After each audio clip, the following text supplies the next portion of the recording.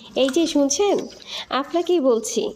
হিংসুটে, অহংকারী, ভাবোয়ালি, দেমাগী, রাগী আরও কত কত কত কথা। আজকে আমি সব কথার প্রশ্নের উত্তর দেব একসাথে, এবং সেই সাথে আমি আমার রেসিপি ভিডিওটা কিভাবে তৈরি করছি সেটাও আপনাদেরকে দেখিয়ে দিচ্ছি। তো আমি আমার আজকের মেনু তৈরি করতে করতে আপনাদের সাথে কথোপকথন পর্যায়ে সব প্রশ্নের উত্তরগুলো দিয়ে দিব। আর সেই সাথে কিছু ভুল বোঝাবুঝির অবসানও যেন হয়, সেটাই আজকে আমি বলবো। তো আমি এখানে সমস্ত মশলা একসঙ্গে নিয়েছি, সেই মশলাগুলো এক এক করে দিয়ে নিচ্ছি।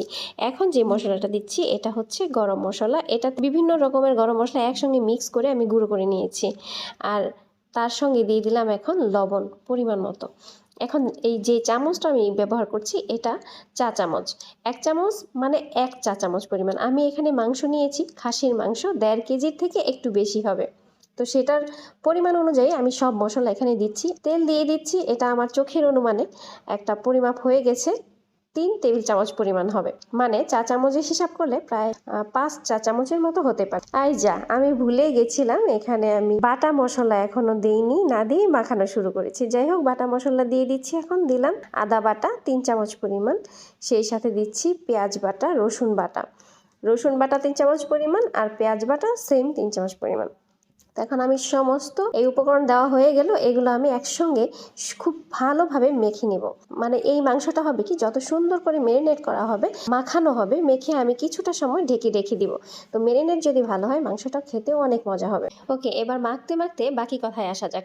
ওই যে বলেছিলাম যে ভুল বুঝাবুঝি, হয়তো মানুষের যে ভাবনাটা হিংসুটে, ভাবোয়ালি যেটা বলা হয়, মানে ফেসবুকে যদি অ্যাক্টিভ দেখে, ফেসবুকে গ্রিন লাইট জ্বলা বা মেসেঞ্জারে গ্রিন লাইট জ্বলা দেখেই ভেবে নেয় কারোর সঙ্গে গল্পে মশগুল, হয়তো বা চ্যাট করছে বা সে মেসেঞ্জারেই আছে। কিন্তু না, এটা ঠিক না। আসলে গ্রিন লাইট জ্বলা মানে কেউ মেসেঞ্জারে থাকে এমন নয়। আর আমি আমার কথায় আসি। আমি যেহেতু ব্লগিং করতে পছন্দ করি, কুকিং ভিডিও তৈরি করতে পছন্দ করি, এইসব ভিডিও তৈরি করতে, আপলোড দিতে, কমেন্টে রিপ্লাই দিতে প্রচুর সময় লাগে। আর ভিডিওগুলো যখন আমি কন্টেন্ট তৈরি করি তখন কিন্তু ক্যামেরাটা মোবাইল দিয়ে আমি ভিডিও তৈরি করি, তার মানে ক্যামেরা ওইখানেই থাকে। এর মানে গ্রিন লাইট জ্বললেও যে আমি ফেসবুকে, মেসেঞ্জারে, অনলাইনে, তা কিন্তু নয়। গ্রিন লাইট জ্বলার মানেই যে আমি অনলাইনে অ্যাক্টিভ, তাও কিন্তু নয়। কেননা যার বাসায় ওয়াইফাই আছে, সবাই কিন্তু এখন ওয়াইফাই থাকলে আর নেট অফ করতে চায় না। তো সেটার কথা হয়তো বেমালুম ভুলেই যায়। আর দ্বিতীয়ত আসা যাক আমার ক্ষেত্রে, আমি দেখা যায় আমার ইউটিউব চ্যানেল আছে, সেখানে আমি ভিডিও আপলোড দিই। আমি আমার ফেসবুক পেজে ভিডিও আপলোড দিই, ফেসবুক আইডিতে। এই পর্যায়ে তেজপাতা দিয়ে আমি আবার একটু মেখে নিচ্ছি। আমি বিভিন্ন গ্রুপে শেয়ার করি, আর প্রত্যেকটা কমেন্টে রিপ্লাই দেওয়ার চেষ্টা করি। এটার জন্য আমার হিউজ পরিমাণ সময় দরকার। কন্টেন্ট তৈরি করা, কন্টেন্ট এডিট করা, বিভিন্ন সাউন্ড থেকে শুরু করে সমস্ত কাজ করতে গেলে বেশ বিশাল একটা সময় দরকার। সেক্ষেত্রে অনেকেই আছেন যারা ফ্রেন্ড লিস্টে আসে বা আমাকে পেজে ফলো দিল, ভাবে যে তাদের প্রশ্নের উত্তর দেব, প্রশ্নের পর প্রশ্ন করেই যায় ইনবক্সে। কেন ভাই? যখন দেখছেন যে রিপ্লাই দিচ্ছে না, তার মানে হয়তো সে সময় পাচ্ছে না। কিন্তু যখন রিপ্লাই না দেয় তখন বাজে উল্টাপাল্টা কথা একটা মন্তব্য করে চলে যান। এতে কি হয়, পরবর্তীতে যখন দেখি তখন মনটা খারাপ হয়ে যায়। কি বলে, হিংসুটে, ভাবোয়ালি, দেমাগোয়ালি, নানান কথা। কেন রে ভাই? আমি তো কারোর কাছে গিয়ে এই ধরনের কথা বলিনি, আমি কারোর ইনবক্সে গিয়ে এটা বলিনি, তাহলে কেন আমার ইনবক্সে এসব কথা বলতে হবে? একটু বোঝার চেষ্টা করেন। সবার প্রতি সম্মান রেখেই বলছি। এখানে আসলে কে কিভাবে আসে সেটা তার তার পার্সোনাল ব্যাপার, নিজস্ব ব্যাপার। এখন আমি যেটা পছন্দ করি সেটাও আমার পার্সোনাল ব্যাপার। আমি যদি অন্যকে বিরক্ত না করি, কাউকে কিছু না বলি, তাহলে আমাকে যারা বিরক্ত করতে আসেন তারা একটু ভেবে দেখেন।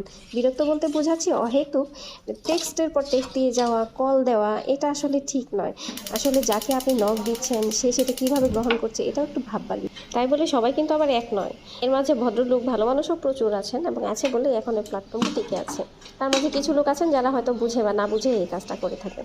তো তাদের উদ্দেশ্যে বলছি, আরেকটু আপনারা সচেতন হন।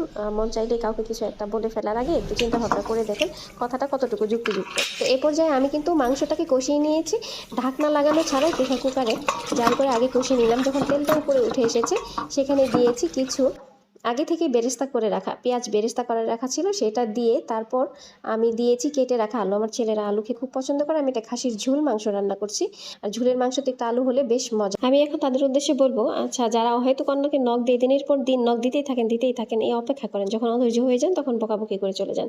কেন শুধু শুধু অযথা আপনি আপনার মূল্যবান সময়টা কেন নষ্ট করবেন? এই সময়টাকে আপনি আপনার নিজের কাজে ব্যবহার করুন, ক্রিয়েটিভ কিছু করতে, অথবা নিজের পার্সোনাল কাজে, অথবা ফ্যামিলিতে দেন।